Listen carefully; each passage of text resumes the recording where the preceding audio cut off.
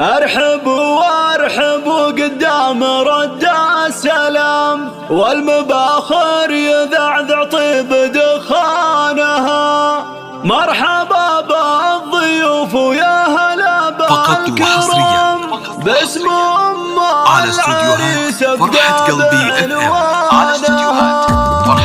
ارحب وارحب ارحب وارحب ارحب وارحب وارحب وارحب ارحب وارحب قدام رد السلام، والمباخر يذعذع طيب دخانها. مرحبا بالضيوف ويا هلا بالكرام، باسم ام العريس ابدا بعنوانها. رحبت ام احمد بالشعر والكلام، لوحت في يدها تحيي ضيفانها. للضيوف النشامه قدر على ومقام، عدود الاهل تسعد عيانها. بالكرم ام احمد حازت على وسام، والكرم ساسها وورث جدانها. شيخه بنت شيخ وقت ناس انحشام، والاصيله تعلى بالفخر شانها. يوم فرحت ولدها السعد والحظ قام، يا عسى افراحها طول ازمانها. والف مبروك يا خالد ما هل الغمام، ليلتك بالسعد رب السما زانها. زاهي بشتك ونورك يزهى الظلام، يا ورث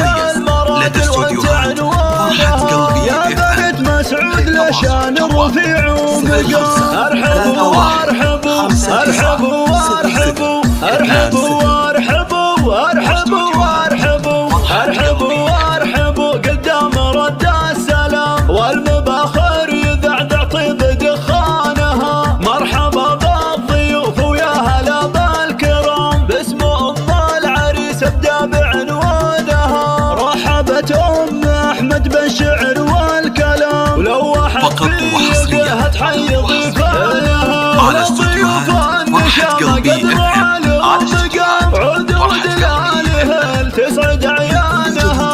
بالكرم ام احمد حازت على وسام، والكرم ساسها وورث جدانها. شيخه بنت شيخ واخت ناس انحشام، والاصيله تعلى بالفخر شانها. يوم فرحت ولدها السعد والحظ قام، يا عسى افراحها طول ازمانها. والف مبروك يا خالد ما هل الغمام، ليلتك بالسعد رب السما زانها. زاهي بشتك ونورك يزهى الظلام، يا ورث المراجل وانت عنوانها. يا بنت مسعود لشان رفيع